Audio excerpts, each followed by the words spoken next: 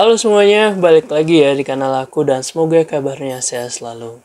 Nah, aku udah lama banget belum sempat bikin video-video tentang bahasa Prancis atau linguistik lagi ya. Soalnya belakangan memang agak sibuk dan minggu lalu juga aku baru ambil booster jadi kayak masih uring-uringan gitu. Dan aku pikir sekarang bikin satu video bisa lah ya. Oke, nah jadi untuk di video kali ini aku bahas tentang second language acquisition dan udah ada yang request juga 1 bulan yang lalu ya, cukup lama aku baru bisa bales, mohon maaf banget. Jadi pertanyaannya itu adalah, Kak bisa tolong jelaskan bab second language acquisition by George Yule 7 edition gak? Kurang paham soalnya. Buku Study of Language by George Yule 7 edition. Nah, jadi dia udah ngasih referensi bukunya, terus aku coba cari bukunya dan ketemu. Jadi ya di video kali ini aku bakal bahas tentang second language acquisition, tapi aku mau disclaimer dulu buat teman-teman sekalian, buat yang nonton, karena aku ini bukan konsentrasinya di sociolinguistik atau second language acquisition ya, apalagi first language acquisition. Nah, jadi aku mohon maaf banget kalau misalnya ada yang miss atau ada yang kurang. Jadi buat teman-teman yang barangkali ada di konsentrasi ini dan tahu lebih banyak, kamu bisa tambahin aja di kolom komentar ya. Buat hal-hal yang mungkin terlewat di video kali ini. Oke? Sekarang kita lanjut ke video pembahasannya. Oke, jadi kita alurnya akan agak mundur sedikit karena aku bakal singgung tentang first language acquisition-nya dulu sedikit saja. Yaitu tentang bahwa bahasa itu nggak diturunkan secara genetik ya. Jadi bayi itu baru lahir di keluarga penutur bahasa Indonesia, dia nggak langsung bisa bahasa Indonesia ya. Jadi misalnya ada bayi baru lahir terus bilang, Bu, lama banget sih aku dikeluarin, aku capek ada di dalam perut ini 9 bulan. Kenapa nggak 3 bulan pertama aja sih aku dikeluarin? itu kan satu ruangan bisa kaget ya. Kalau misalnya bayi ini bisa ngomong kayak gitu. Tapi nyatanya kan enggak. Karena bahasa itu nggak bisa diturunin secara genetik. Jadi beda dengan kulit, dengan bentuk fisik yang bisa diturunin secara genetik. Mau kulitnya putih, dia ganteng, dia cantik, nah itu bisa diturunin. Nah kalau misalnya ada bayi yang lahir mixed blood ya, mungkin ibunya orang Indonesia, terus bapaknya orang Jerman, mukanya mungkin bisa mirip kayak orang Jerman ya karena bapaknya orang Jerman, tapi bahasanya dia belum tentu bisa bahasa Jerman kalau dia nggak belajar. Nah, jadi bahasa itu nggak bisa diturunin secara genetik ya. Tetap ada proses pembelajaran di mana dia harus bisa memahami bahasa Jerman itu ya seperti kita belajar bahasa asing di dalam kelas. Cuman bedanya kalau anak itu masih kecil, dia akan lebih mudah untuk belajar bahasa asing daripada kita yang udah melewati masa-masa pubertas. Nah, itu nanti kita bahas lebih lanjut ya. Nah, kita kembali lagi di awal tadi. Nah, ketika anak itu baru lahir, ada beberapa tahapan yang bisa dilewati oleh seorang bayi hingga dia nanti besar. Jadi ketika masih bayi, kita bisa lihat mereka itu menghadapi sesuatu yang namanya cooing. Terus ada juga babbling. Terus ada yang disebut dengan one word stage. Jadi bayi ini atau balita ini udah bisa menggunakan satu kata yang misalnya makan, minum, tidur, dan yang lain sebagainya. Jadi masih bisa pakai satu kata aja. Terus nanti maju lagi, akhirnya bisa pakai 2 kata atau two word stage. Misalnya anjing galak, kucing manis, ibu makan, dan yang lain sebagainya untuk membuat sebuah kalimat sederhana. Nah, inilah yang disebut dengan peraihan bahasa pertama atau L1. Jadi dia akan bisa memahami bahasa ibunya itu apa ketika dia sudah melewati tahap-tahap ini. Dan akhirnya seiring waktu berlalu dia makin bisa menggunakan bahasa dengan sebagaimana mestinya. Misalnya lahir di keluarga bahasa Indonesia, tadi cuma bisa bilang makan, tidur, ibu jahat, dan yang lain sebagainya. Nah, nanti dia semakin besar, semakin besar, semakin besar, karena dia pakai terus dan dia ada di lingkungan itu, akhirnya dia bisa ngomong ya kayak kita-kita ini. Lancar banget ngomong bahasa Indonesianya, bisa pakai slang juga. Nah, jadi dia sampai di sana udah bisa mengenali bahasanya dengan baik, beserta dengan nilai-nilai budayanya. Nah, sebelumnya ada juga sebuah penelitian yang ditulis dalam buku Yule ini, yaitu penelitian yang ditulis oleh Moskowitz pada tahun 1991 tentang anak yang lahir normal oleh keluarga yang tunarungu. Nah, dengan keadaan seperti ini, seorang anak nggak bisa berkomunikasi secara langsung ya dengan orang tuanya seperti kita pada umumnya untuk orang-orang yang normal. Jadi dia lebih banyak menonton serial-serial dan mempelajari bahasa-bahasa isyarat Amerika.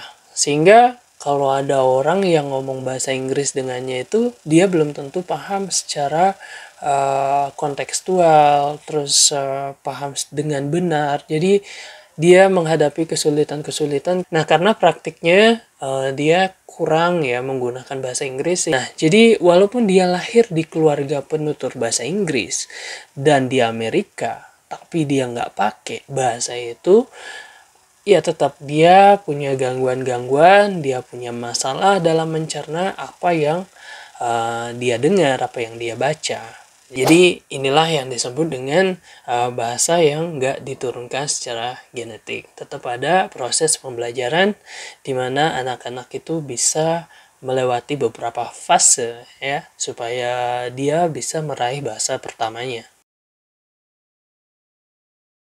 Oke, jadi tadi kita udah bahas tentang first language acquisition dan sekarang kita akan berfokus pada second language acquisition-nya. Nah, di sini Yul menjelaskan dua istilah, yaitu foreign language dan juga second language. Nah, kalau second language ini adalah proses pembelajaran bahasa yang dilakukan di mana bahasa itu digunakan. Nah, jadi misalnya kayak gini nih. Kalau ada orang Cina tinggalnya di Prancis, terus dia belajar bahasa Prancis untuk memenuhi kebutuhan kuliahnya atau kerjanya. Nah, itu disebut dengan second language. Ya, karena dia mempelajari bahasa itu di tempat bahasa itu digunakan. Jadi jadi dia belajar bahasa itu di tempat bahasa itu digunakan. Ya, jadi dia ada di Prancis langsung.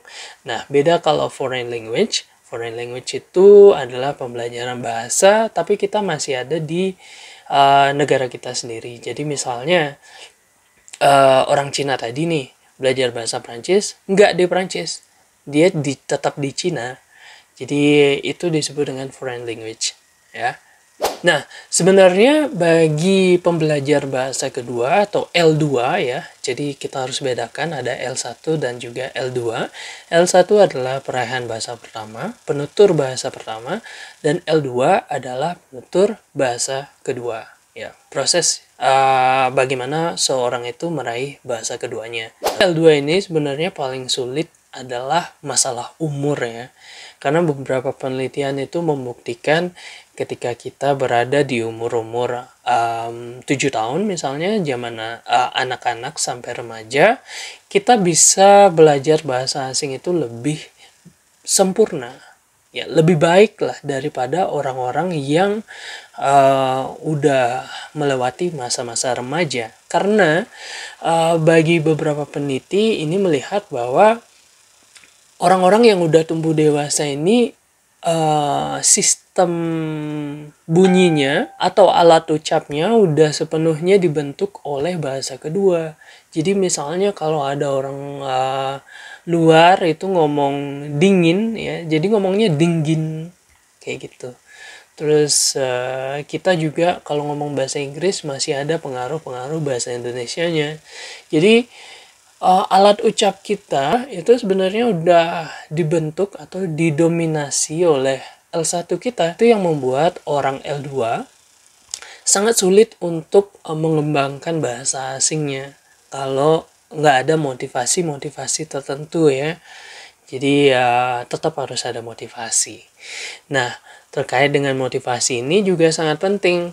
Karena kalau orang itu nggak termotivasi, ya susah ya untuk mengembangkan bahasa asingnya. Dan masalah mengenai motivasi ini juga agak klise ya. Kita mungkin Apaan sih kalau orang belajar bahasa asing ya tentu harus punya motivasi yang lain lah, yang lebih berbobot gitu, alasannya apa gitu. tapi pada dasarnya motivasi ini nggak bisa kita kesampingkan begitu aja ya. Bukan masalah suatu yang klise, tapi ya ini memang harus kita hadapi. Bahwa kalau misalnya nih kita sebagai penutur bahasa Indonesia, terus kita pengen supaya bahasa Inggris kita kayak orang British, atau misalnya pakai aksen Amerika. Nah, ketika kita coba aksen itu, nanti orang-orang komen kayak, Iya apaan sih lebay banget kayak logat kayak gitu, ngomong bahasa Inggris biasa aja kali. nah itu kan bikin orang yang ngomong tadi itu kayak makin down, terus makin gak enak untuk mencoba lagi karena perkataan-perkataan yang discourage dari lawan bicara kita. Nah itu tentu harus punya motivasi ya, motivasi yang kuat supaya kalau kita menghadapi hal-hal seperti itu kita nggak langsung down, kita nggak langsung kecewa, kita nggak langsung putus asa dan nggak pengen coba lagi ya. Nah, keadaan-keadaan seperti ini disebut dengan affective factors. Sebuah kecemasan atau penilaian negatif yang dihadapi ketika proses pembelajaran bahasa kedua. Ya, affective factors. Tentu hal yang kayak gini jadi berbeda untuk anak-anak ya. Anak-anak itu kalau belajar bahasa asing dia seolah-olah kayak nggak peduli aja di sekitarnya itu gimana. Dia mau ngomong bahasa Inggris ya ngomong aja, lebih pede ya. Tapi kalau kita udah gede, kita kalau belajar bahasa asing terus coba pakai aksen yang lain, terus ada komen kayak tadi, kita jadi banyak pertimbangan gitu. Kenapa sih kayak gini, kenapa sih gitu, oh males deh lagi nyoba kayak gini, nyoba kayak gitu. Oke, jadi teman-teman gak usah khawatir juga karena ada beberapa proses yang bisa dilakukan untuk menunjang proses L2, yaitu dengan fokus pada beberapa metode ya. Di buku ini ada 3 sih. Nah, yang pertama itu fokus pada pengajaran. Jadi lebih fokus tentang bagaimana cara mengajar di dalam kelas misalnya, atau face to face ya, misalnya ibu dengan anak. Itu yang pertama ya, fokus pada pengajaran. Yang bisa dilakukan adalah menyediakan seperti list-list kosakata dan juga memahami tata bahasa yang ingin dipelajari. Jadi ini adalah hal-hal yang umum sudah kita ketahui dan kita juga lakuin di dalam kelas ya. Jadi misalnya bahasa Inggris ada banyak tenses, terus bahasa Prancis ada gender ya, ada maskulin, ada feminin. Yang mana nih bendanya yang maskulin, yang mana bendanya feminin. Terus bahasa Jerman misalnya ada maskulin, ada feminin, terus ada netral. Nah itu dibuatkan list ya. Jadi pembelajaran bisa lebih terstruktur. Bisa juga dengan menggunakan metode audio lingual. Jadi untuk mengetes bagaimana kepekaan telinga kita ketika mendengar bahasa-bahasa asing. Lalu ada juga pendekatan komunikatif ya. Jadi ketika dalam proses pengajaran itu kita lebih menggunakan pendekatan komunikatif. Jadi kita bisa melihat bagaimana anak ini bisa menggunakan bahasa asing senatural mungkin. Ya. Selanjutnya fokus ini diberikan kepada pembelajar. Jadi kita lebih fokus pada orang yang belajar bahasa asing ini karena mereka sebagai bukan penutur native ya, cenderung menghasilkan kesalahan-kesalahan yang sebenarnya ini adalah proses natural bagaimana dia mendapatkan bahasa keduanya. Jadi misalnya nih ada L1 bahasa Spanyol ya, dia bilangnya in the room there are 3 women. Jadi di sana ada women's pakai S. Nah, ini adalah overgeneralization yang dilakukan oleh non-English speaking tentang bagaimana bentuk jamak dalam bahasa Inggris ya. Jadi dianggapnya ya Bentuk jamak dalam bahasa Inggris kan tinggal tambah S aja udah beres gitu ya. jadi womensnya itu pakai S. Padahal nggak perlu pakai S kan. Ya, Jadi seperti itu, ada error-error yang sebenarnya itu bukan suatu yang harus dipermasalahkan, tapi itu adalah proses natural yang dialami oleh L2 ya. Nah, selanjutnya permasalahan kayak gini ada juga yang disebut dengan transfer. Nah, transfer ini adalah bagaimana L1 ya, struktur L1 itu mempengaruhi struktur bahasa L2 ya.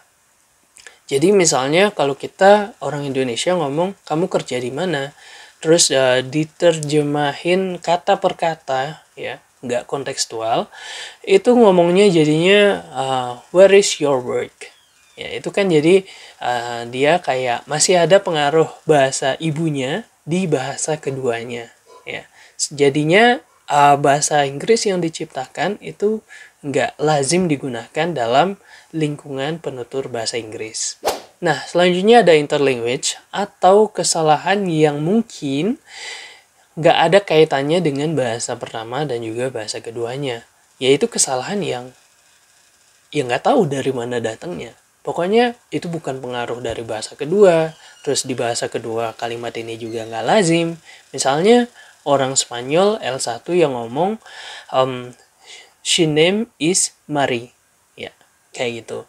Strukturnya nggak digunakan dalam bahasa Inggris dan bahasa Spanyol juga nggak kayak gitu. Nah, jadi ada interlanguage. Selanjutnya ada motivation, dan bagi Yul di sini ada dua motivation.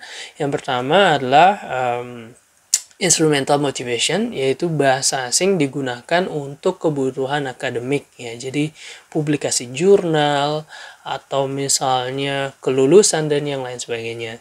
Terus ada juga yang integrated motivation atau lebih digunakan untuk bersosial. Tapi seiring waktu berlalu sebenarnya motivasi atau motif kita belajar bahasa asing itu bukan untuk dua ini aja kadang ya. Mungkin setelah belajar kita jadi lebih tahu kemana bisa kita gunakan bahasa asing ini. Nah, di bagian ini juga ada input dan juga output, lalu ada talk-based learning. Selanjutnya yang ketiga adalah communicative competence atau kompetensi komunikatif. Jadi tentang bagaimana kita bisa menggunakan bahasa senatural mungkin, sesuai konteks, terus fleksibel juga ya. Jadi benar-benar kayak penutur native gitu. Dan di dalamnya ada 4 klasifikasi lagi, yaitu grammatical competence, social linguistic competence, strategic competence, dan juga communication strategy. Jadi video kali ini kayak gitu dulu. Semoga videonya bisa menjelaskan ya kebingungan teman-teman yang mungkin menggunakan buku ini juga. Dan makasih banget udah nonton videonya sampai selesai. Jangan lupa untuk like, subscribe, dan juga share kalau kamu suka dengan video kali ini. Oke, sampai jumpa lagi di video yang lain.